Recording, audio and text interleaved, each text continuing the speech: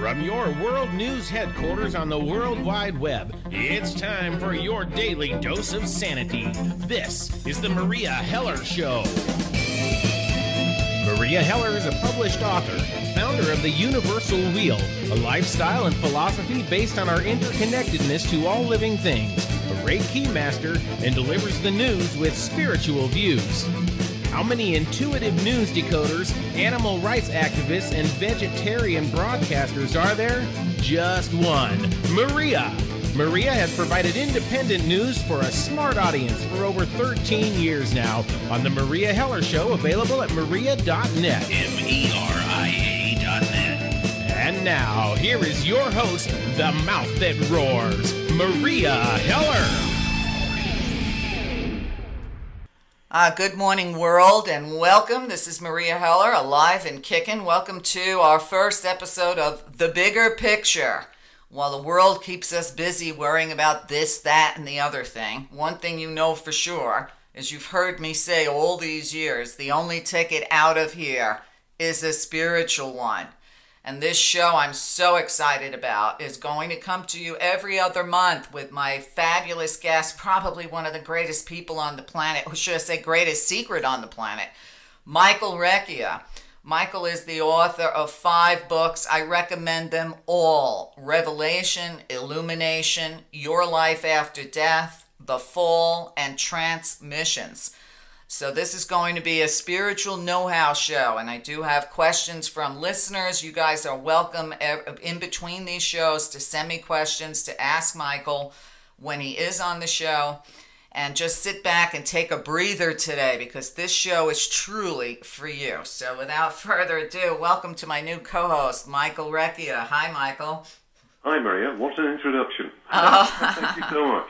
Well, you know, I've been a metaphysical spiritual teacher for 35 years, and I have to tell you, since I started doing my radio show, which is now almost 16 years, because I was on regular radio before the internet, I get a lot of submissions and a lot of so-called spiritual books, and because of my own spirituality and spiritual knowledge, I can see the bull crap in every one of these books I get, and there's so many authors that never get on my show.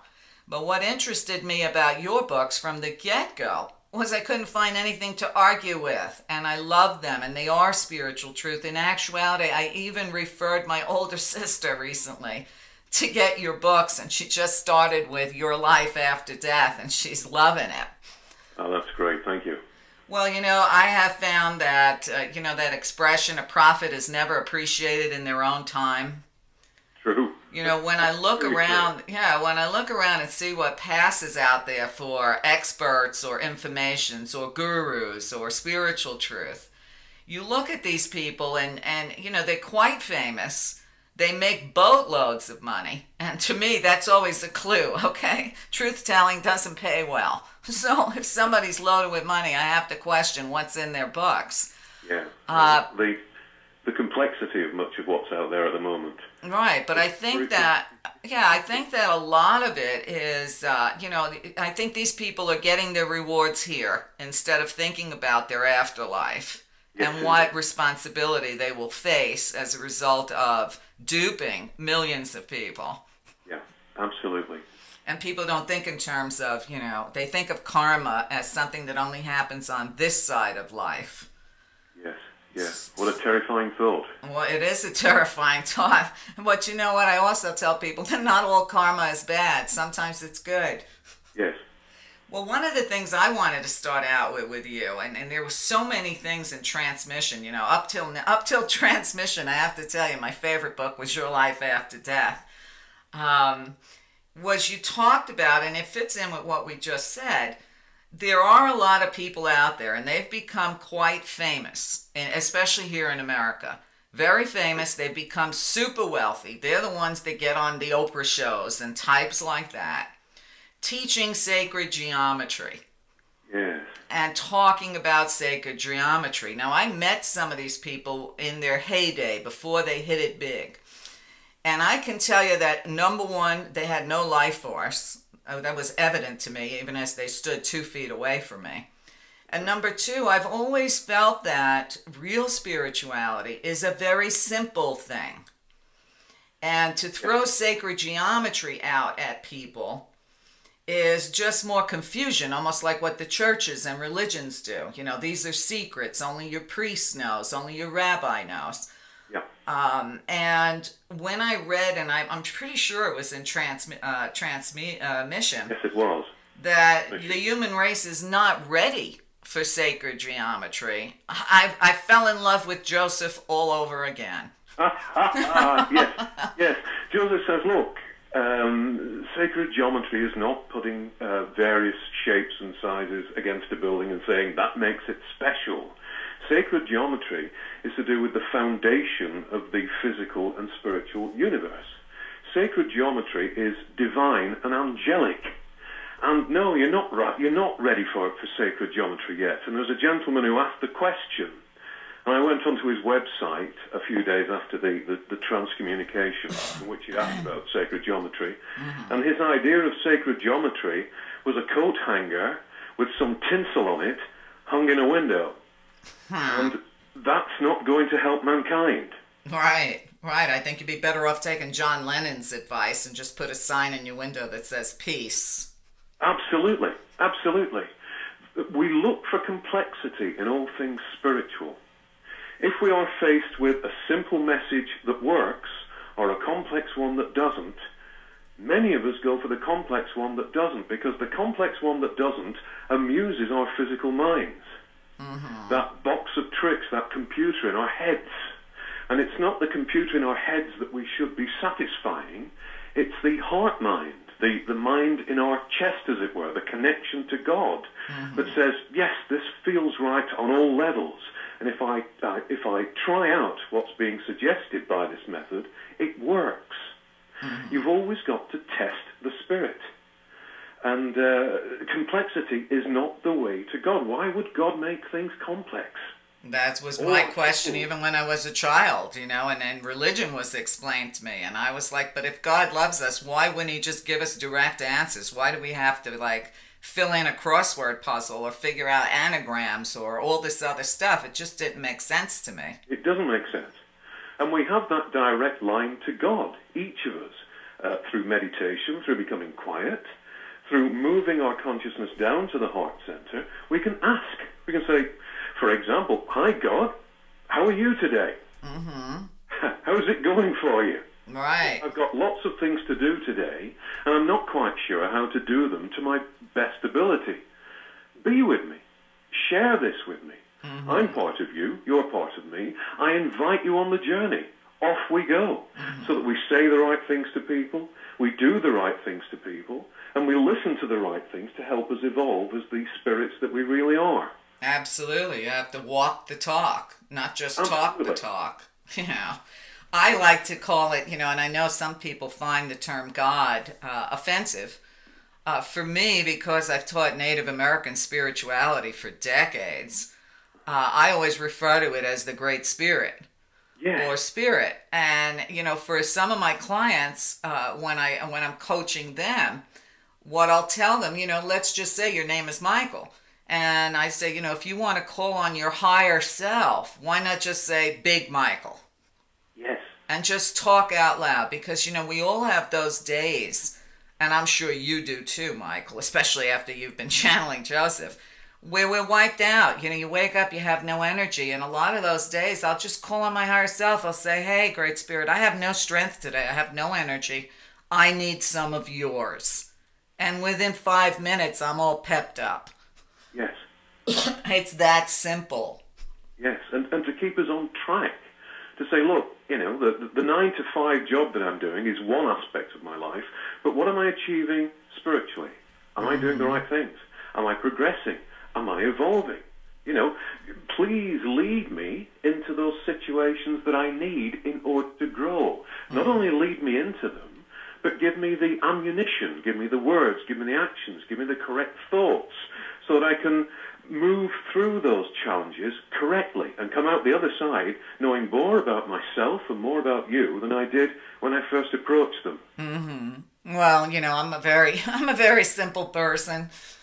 So one of the things that I will beseech the universe for, I don't do it nightly, but I would say at least once a week, just to keep myself in check, is I will ask, is there anything else I should be doing? Is there anything else I could be doing besides the effort that I'm putting out there now to educate people and try to, wake up and save as many souls as possible? I mean, I will always ask, and then I'll ask, if so, show me in the dream space. Yes. And paying attention to what happens in my dreams. Because you always want to know, am I doing enough? One of the things I have to tell you, Michael, is I gave up a very good paying career years ago to do what I'm doing. Yes. And it has cost me a lot. But on the other hand, it's given me so much, because for me, it's all about, truthfully, when I leave this planet, I want to go clean. I want to have clean hands. I want to be able to say on the other side, I did everything I knew how to do to make a difference. Yes. I don't want the repercussions, and I don't want to come back. No, neither do I. My goodness, not here. Please, God, no. I did exactly the same thing, Maria.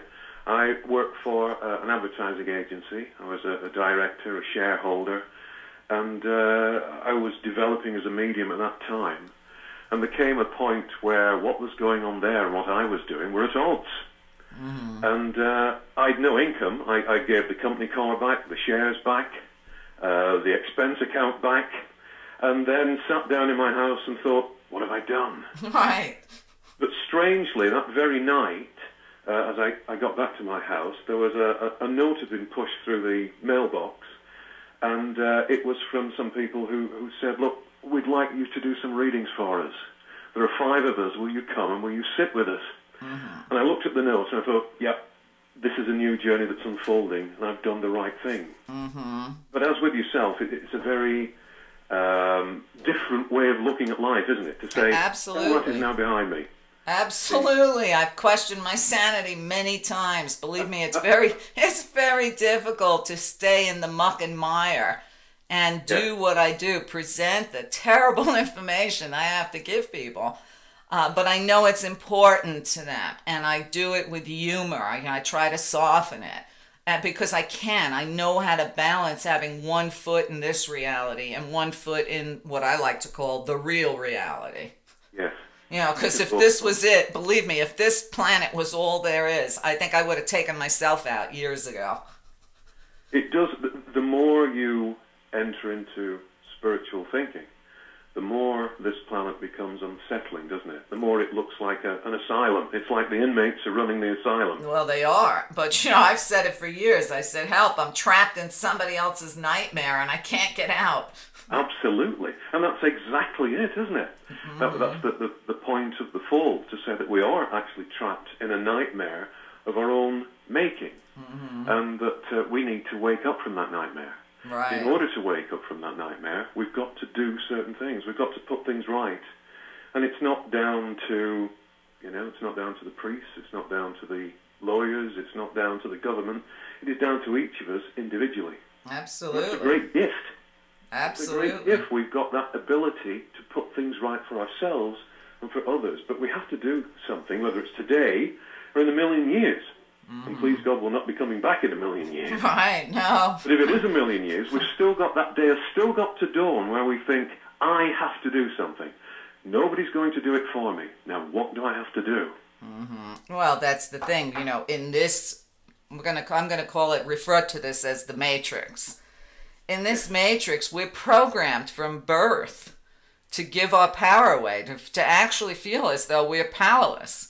Powerless to learn on our own, powerless to love on our own, to grow on our own, to communicate with the universe on our own.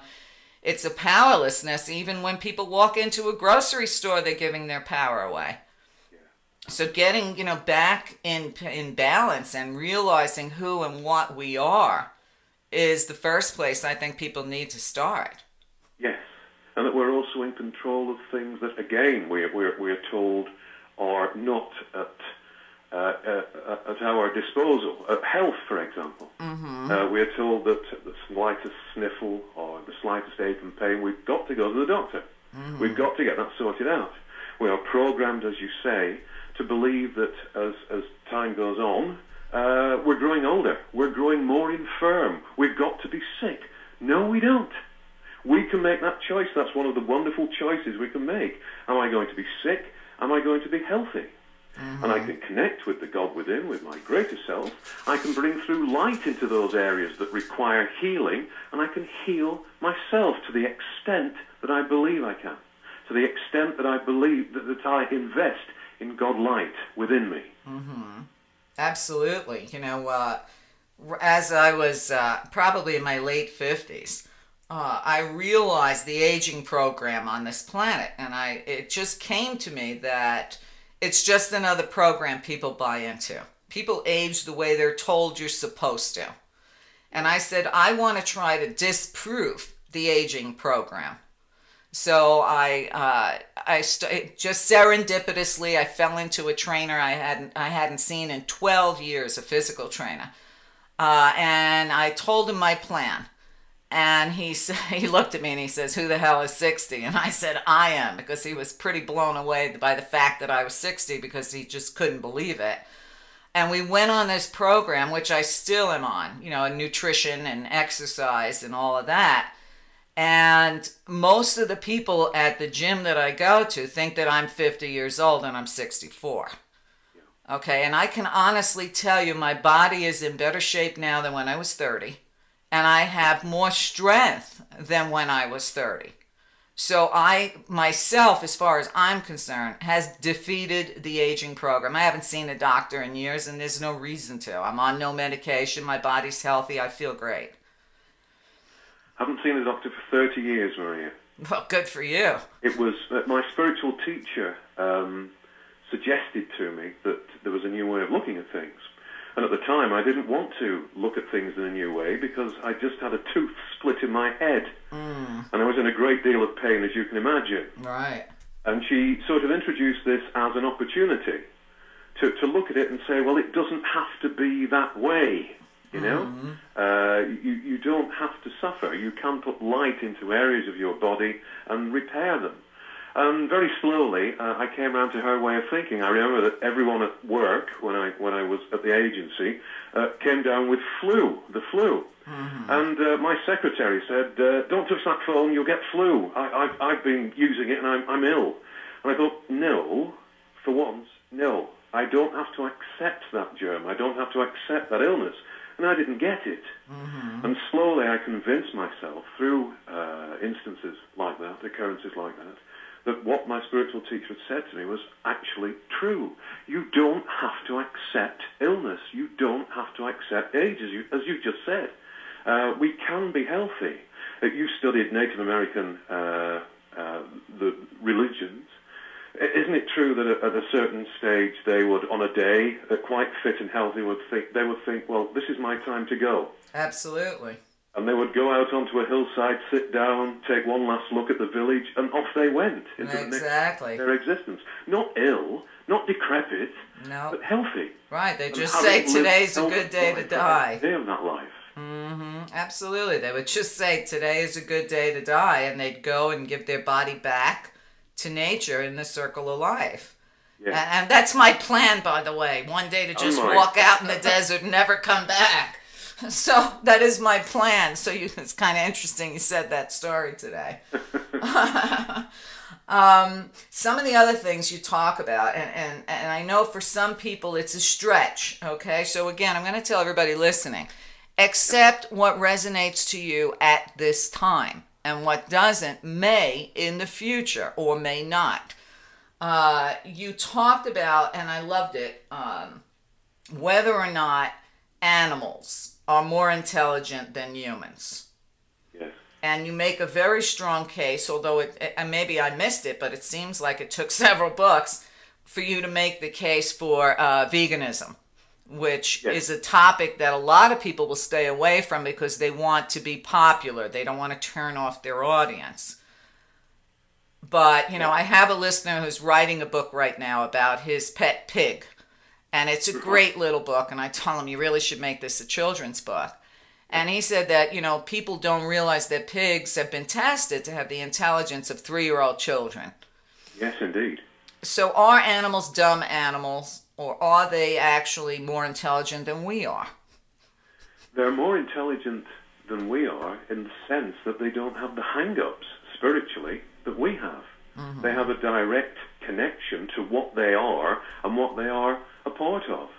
And I often say in workshops, if I was to put in front of you, talking to the audience, a rock, a cat, a piece of barbed wire, a crystal, and a human being, which of these things is more important to God? And they look at me blankly, you know? Mm-hmm. And the answer, of course, is that they are all equally important because they're all an equal part of God. And so the animal, when you look at it from that point of view, is as important to God, as important a part of this universe as we are, as you and I are. And also at this point, there is the argument that if we wish to progress spiritually, if we wish to refine our spiritual senses, we shouldn't be bogging down those spiritual senses by eating heavy matter, heavy molecules. Mm-hmm. And it's been proven, hasn't it, that meat sits in your stomach for days, right? That it putrefies in your stomach, and it causes serious illness, cancers, and more. And I was always told by Joseph, before doing a public trance demonstration, for a week I should eat practically nothing but green, leafy vegetables, mm-hmm. because they would stimulate the higher atoms of my being and make it easier for him to connect with me during the time of the trance demonstration. Well, we should have respect for all forms of life. We should love all forms of life, because ultimately all forms of life are part of God and therefore part of us. Mm-hmm. Absolutely. You know, I just watched that movie Blackfish. I don't know if it's popular in the UK. I haven't heard of that one. Well, it's a really good documentary about SeaWorld in the United States and how they misuse and drive these big giant killer whales basically insane through captivity. And they, you know, you see just how intelligent just the whales are, how they stay in their family. If you break them up and mix them up with other whales, they have different language. They have language problems. They have familial problems. And you look at how intelligent these animals are. You know, and I know there's one country that just made dolphins. They now consider dolphins non-human persons. So a lot of species have their personhood. And yet humans, for some reason, and I think through the misinterpretation of the Bible, think that they were given the animals to do with whatever they pleased.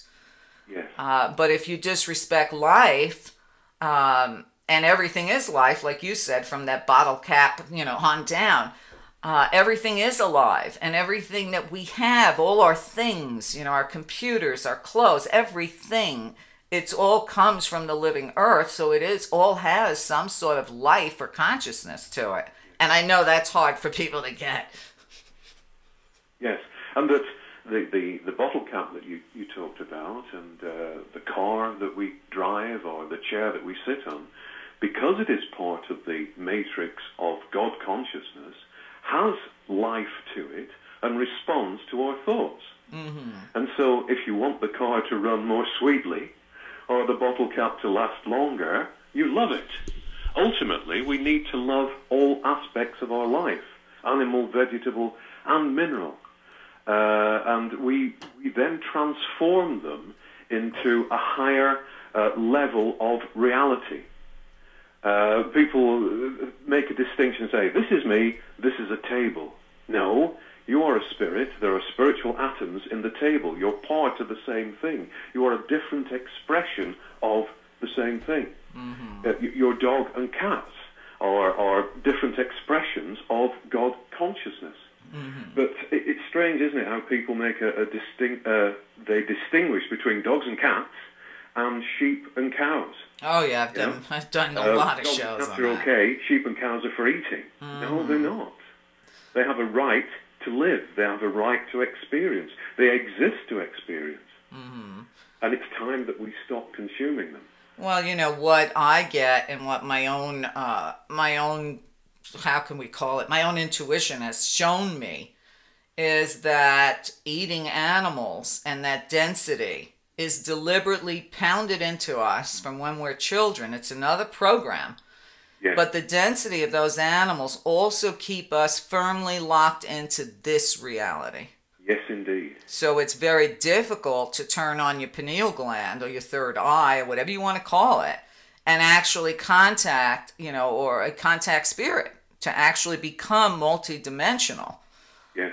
So it's another program, with the healthy pyramid of what to eat from when you're children, to lock us into this matrix. So we actually do believe everything here is real and it's the ultimate. Yes.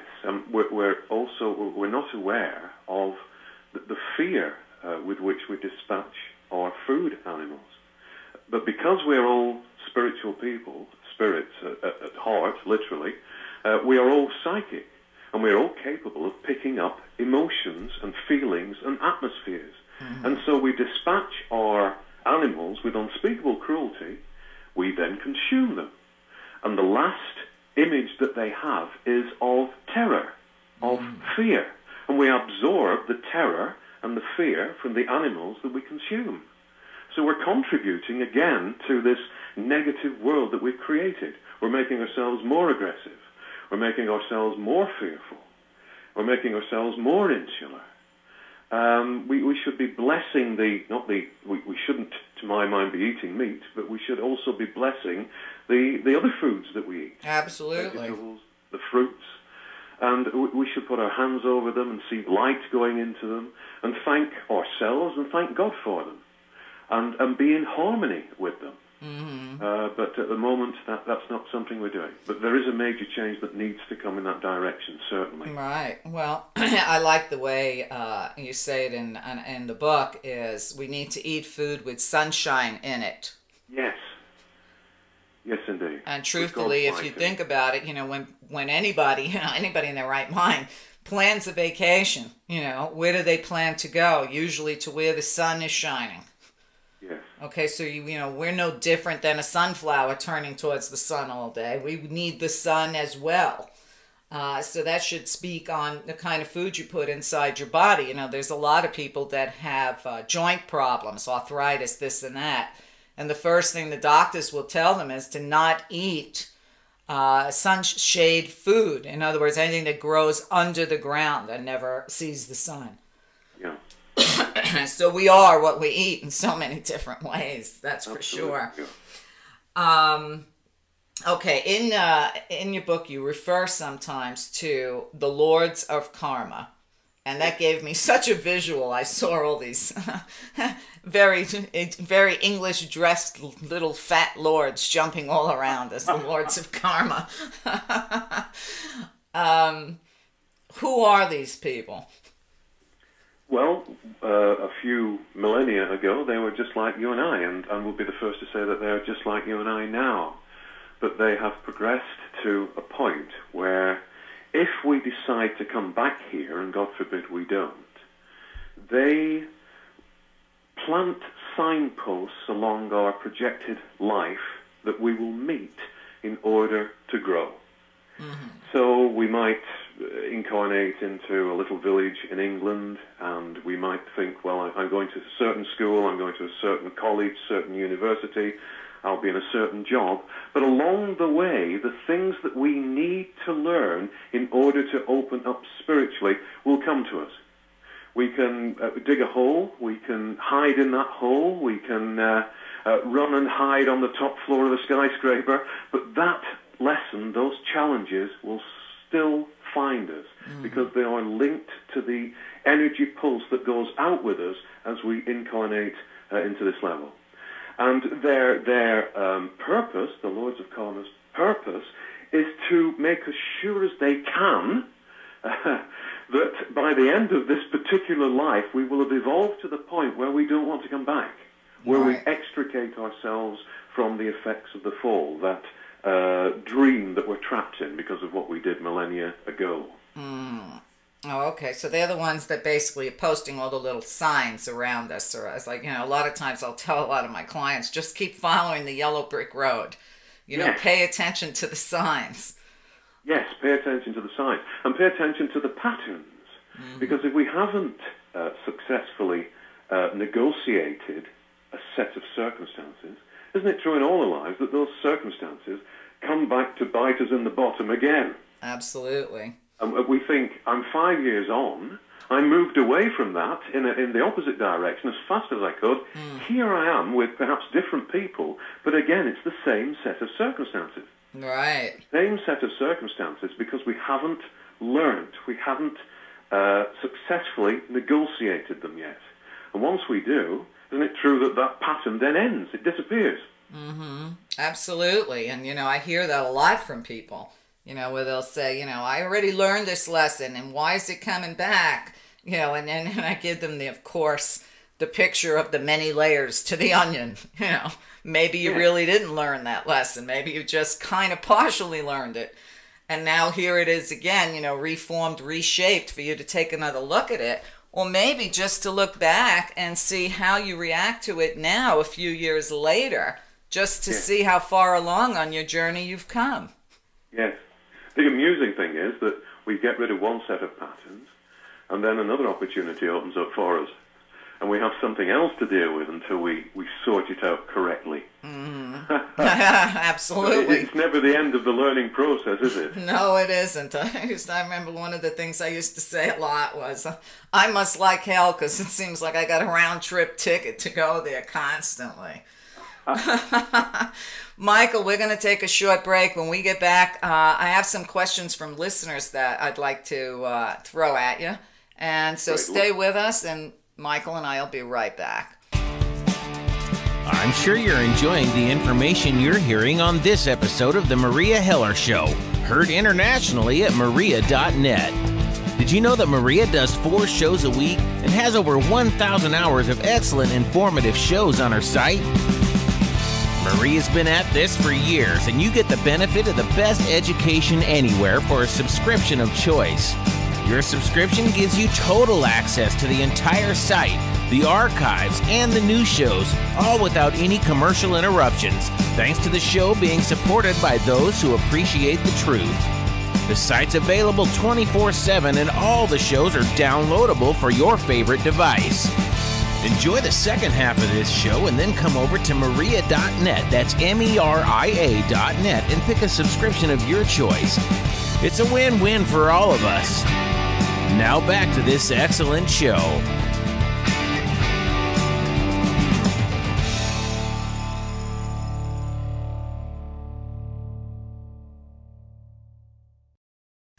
Okay, welcome back to The Bigger Picture with myself and Michael Reccia. Get over to josephspeaks.com. I highly recommend you treat yourself to Michael's books. They're always available right here through the site. So let's get back to the show. Michael, I have some questions from some of my listeners. Okay. This one's from Corey. He says, in the fall, Joseph mentions we're encouraged not to reincarnate back to the earth plane, but we seem to do it repeatedly because of what we feel is unfinished business or the field draws us back. Yeah. He said, my question is, I now know more than ever that I do not want to come back here again. And my whole life I felt I don't belong, or that it's my senior year in high school and I'll finally graduate. He said, does the fact that I'm aware and want to move on and see the world for what it is mean I'm ready for when the time comes? Yes, absolutely it does. What Joseph sort of hammers time and again is the fact that many people don't investigate what comes next. They're not ready for it. And so the greater pull, once they pass over from this life, is back towards this life because they don't know anything else. So the cup of coffee looks attractive, or the blonde lady next door looks attractive, or being in business again looks attractive, or the 50-inch television looks attractive. And they've nothing to compare it against. Working as a medium, we both work as mediums, there are often occasions when you are called into a house and someone is there, lost in inverted commas. And they're lost because they can't accept that there's anything else for them. They know they still exist, but where do they exist? Why do they still exist? Where should they go to? And they have to be gently coaxed via information from guides, from the higher side of life, to go to where they're supposed to be. Yes, certainly, it helps tremendously to realize what life's about, to realize that there is another life waiting, and to realize that we don't have to come back into this veil of tears, which is what it is. It is a veil. We've drawn a veil around ourselves, and it is full of tears. There is a brighter, better, more spiritual, and more rewarding life ahead for us, if only we'll say, when the time comes, because of course we have to live out this life, that's very important. When the time comes, we say, yep, I'm turning my back on that, I'm going onwards into bliss. Right. He also wanted to know if even asking that question was selfish. He says, is this selfish? Because I can't figure out why I came back this time. It feels to me that he may have something to do. The fact that he's got so much knowledge, and is a young man, yes, he's just graduated, that there's probably some spiritual work that he may have to do. And no, it's not selfish. We have to ask these questions. One of our greatest gifts is the ability to ask, to question, to reason things out. And it's a question that not many people ask. And that always astonishes me, that they live from birth to death on this level without saying, what am I? Right. Why are we here? I know what I look like. I've got two arms, I've got two legs, I've got two eyes. But what am I? Why am I here? Where am I going to? And of course, Corey, is it, will have that knowledge to pass on to other people during his life. And will make them think in a different way simply by asking and answering the questions for himself. Absolutely, I agree. I totally agree. I mean, and I know Corey, so I know he's very gifted, without question. Okay, another question. Another question, if you're ready for it, from Felipe. Yes, absolutely. Felipe says, the basic tenet of Gnosticism, if he gets it correctly, is the world is imperfect because it was created by an imperfect being. He wanted to know, after having read The Field, does he think that, what you actually think about Gnosticism, saying that the world's imperfect because it was created by an imperfect being? Right. Well, my take on it through Joseph's information on the fall is that we are all, at the core of us, perfect beings. We are all angelic beings. And we got things wrong. We decided that we knew how to create better than the Creator. And not an argument ensued, but a debate ensued, as a result of which we speeded up the way that matter is created in this particular sector around the Earth, through the Earth. And as a result of that, we made things imperfect because we cannot create totally and we cannot deconstruct totally as we can do as the angelic beings that we really are. So that imperfect, I don't believe the world is an imperfect place. At its core, I believe it's a perfect place. At our core, I believe that we are perfect beings. But also, Joseph talks about God adding our experience to his own. And I believe that's very true. That God sent out parts of himself to experience. And as a result of bringing back that experience to him, or however you define the creative force, we advance the creative force.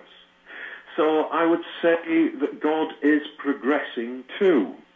That doesn't mean he's imperfect, but because he has allowed us freedom to create, we create startling and wonderful new vistas that we then investigate and experience and bring that experience back to him to advance the Godhead and to be sent out again into new adventures and wonderful adventures.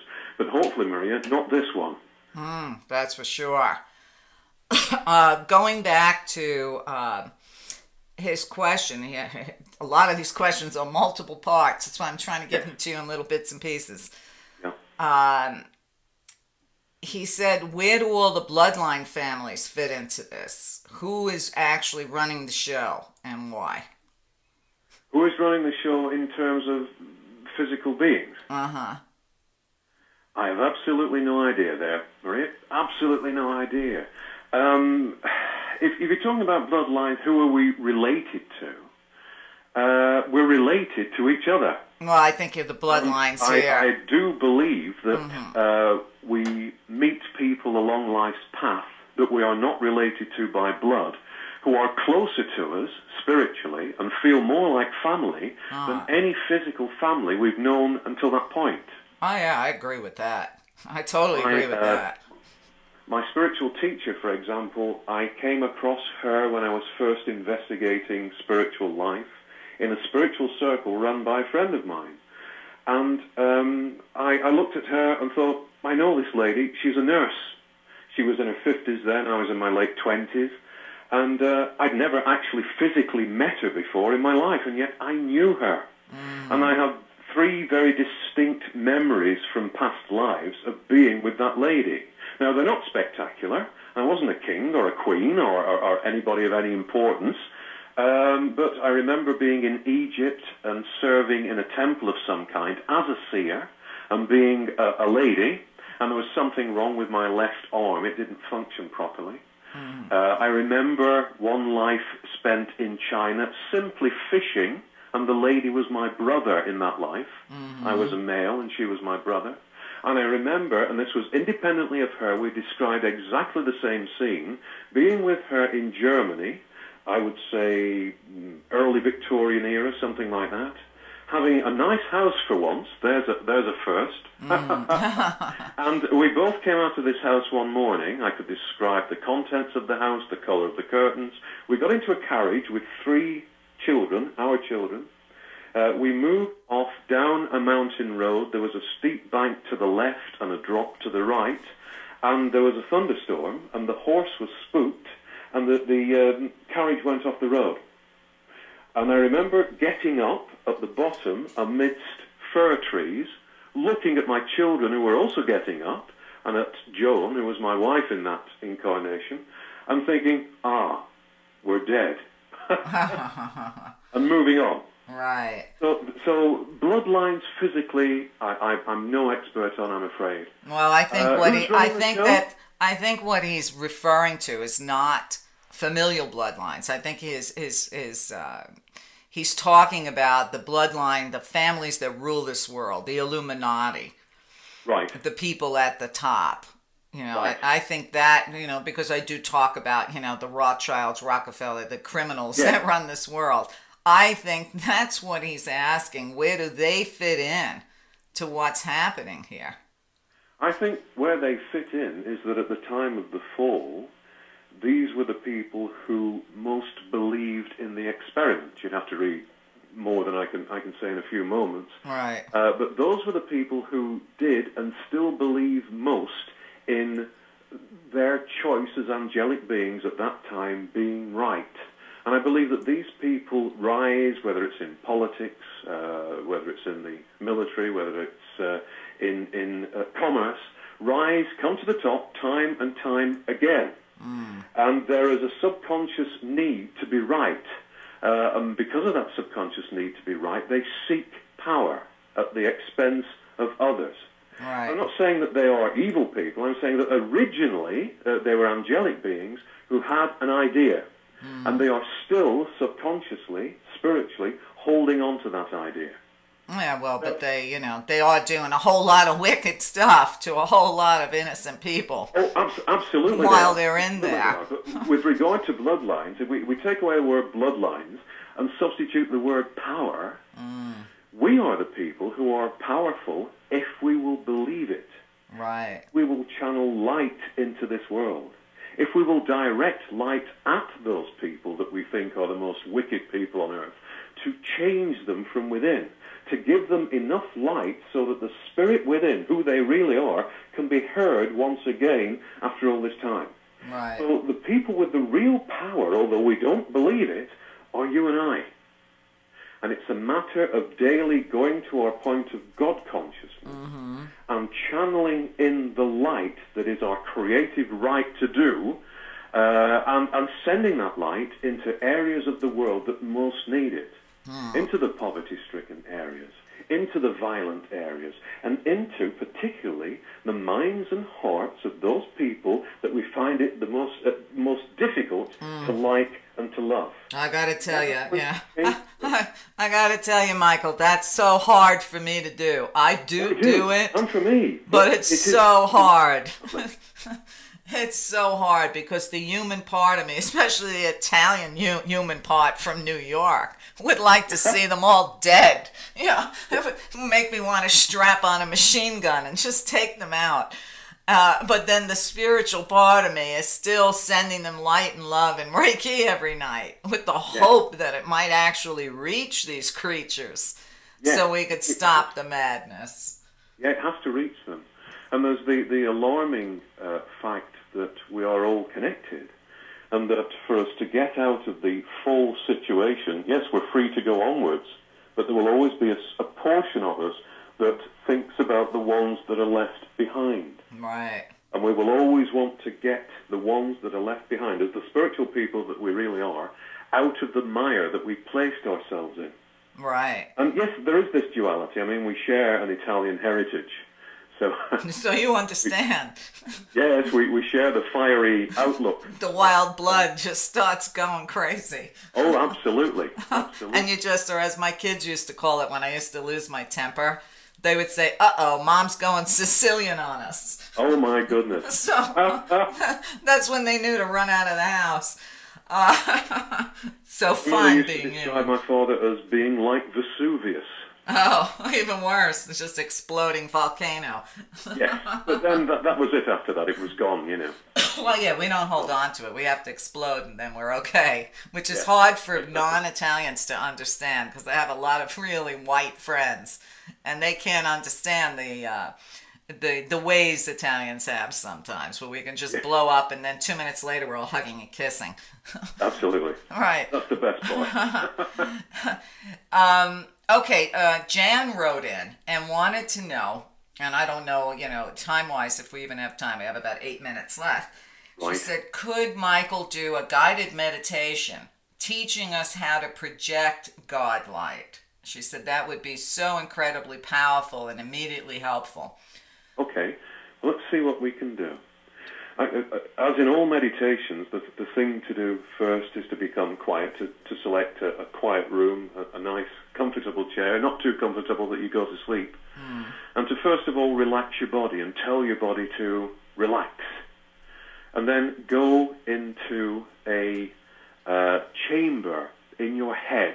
Imagine that you're in your head, and you are surrounded by televisions, and you're surrounded by radio sets, and you're surrounded by clamor and noise. And then to mentally, as you look around this circular room that represents your mind, switch those television sets off one by one. Make it quiet. And then become aware in the center of that circular room of a spiral staircase that goes down to a different level. And so in your imagination, in your meditation, move over to the center of the room and move down that spiral staircase until you come to a second chamber. And this chamber is wonderful and warm and welcoming. And there's a wonderful easy chair in there for you to sit in. And there is a screen in front of you, huge, wonderful 3D television screen. And after you've experienced the warmth and comfort of this chair for a few minutes, place onto that screen mentally the areas of the world that you would like to send light into. Place onto that screen mentally the personalities from our world that you would like to send light to. And then see, beaming out from around the area of your heart, white light that as you breathe in is charged into you, and as you breathe out is sent out as a beam into the screen and to the areas and personalities that you wish to illuminate, because that's what we're doing. That's all we're doing. We're illuminating people with light so that they remember who they are. And you can do this at leisure for as long as you want, and then you can place on that screen in front of you the people that you know who are suffering, who are ill perhaps, and aid the doctors and nurses by sending light out to them in the same way, and see that light correcting what is wrong inside of them. See it illuminating those parts of the body that at the moment are dark with illness. Hold those people that you love in the light. See them surrounded by and infused by the light. See that light instructing them, helping them, illuminating them, helping them through their intuition. And then before you come out of that meditation, you can move back on that screen so that you are looking from space at the world, at this beautiful world that we have polluted so much. And you can beam out light from your heart center to the world to illuminate one section at a time. And see that world slowly turning in front of you. You can stop and start it as you want to, and illuminate each section so that eventually you have a luminous, white, beautiful, sparkling globe planet in front of you. And then slowly turn the TV set off in your imagination, retract the light into your heart center, and move from this easy chair in this wonderful chamber of the heart, taking note of what it looks like so that you can visit it again in future. Move from that center up the spiral staircase into the circular chamber that represents the heart mind. And look around that heart mind and look around at the bustle that it normally represents. All those TV sets, all those radio sets, now silent, now under your control. And flood that chamber with white light as well, as you slowly return back to your physical body, asking the divine within you to close down your energy centers so that you're not sensitive to any adverse vibrations, and in your own time, come back to this world. That's excellent. That's absolutely excellent. That's a great, easy way to do it. You know, thank you for that, Michael. It's the simplicity that we need, isn't it, in these things? Well, you know, for me, because I teach the medicine wheel and I work with the medicine wheel, you know, I can just visualize the same thing, just looking at one of my medicine wheels on my property and just shoot it some energy.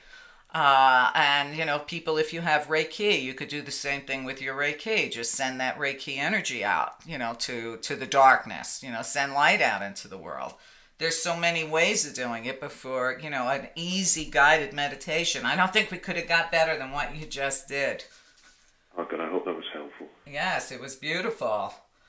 Well, I have to tell you, I'm enjoying today's show. I'm sure our listeners are too. How does Joseph feel about our show? I didn't get to ask. It is a strange relationship I have with Joseph, because Joseph is not one of my guides. Uh-huh.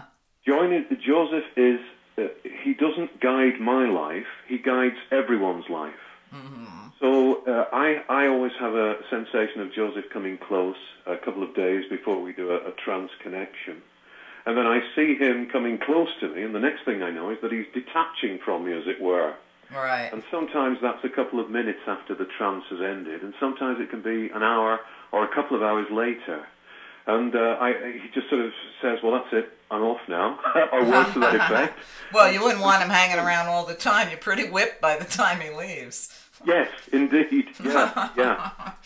But he doesn't make comment on those things. As he says, his vital purpose is to deliver the information to mankind that he's got to deliver within the time set for me to do it. And he's always anxious to get as much information across as succinctly as possible to further the... He describes it as one speech. It's not one speech from our linear point of view. Right. But for him, it's an uninterrupted speech that he delivers at certain points in my life. Well, I'm glad you and I got to be the delivery people on this. Yes, indeed. We're the mailman. We're the middleman. When people used to say to me, are you a medium? I used to say, yeah, but I'm trying to be a small. Yes, indeed. Michael, thanks so much for joining me today. I can't wait till our next show. All right. It's been a great pleasure, Meria. Same here. Take good care now. Bye. Bye. Michael Reccia, check him out, josephspeaks.com. I'm sure you can tell I love his work. I'll be on tomorrow with the news, so stay tuned. And again, thanks for listening. Thank you for listening and supporting The Meria Show. Tell others what you learned today. Knowledge becomes wisdom only when it's shared. Encourage others to subscribe today. www.meria.net. Often imitated, never duplicated. A world of information all in one place. www.meria.net. Always ahead of the curve. Always on your side. Get active or get radioactive. Subscribe today.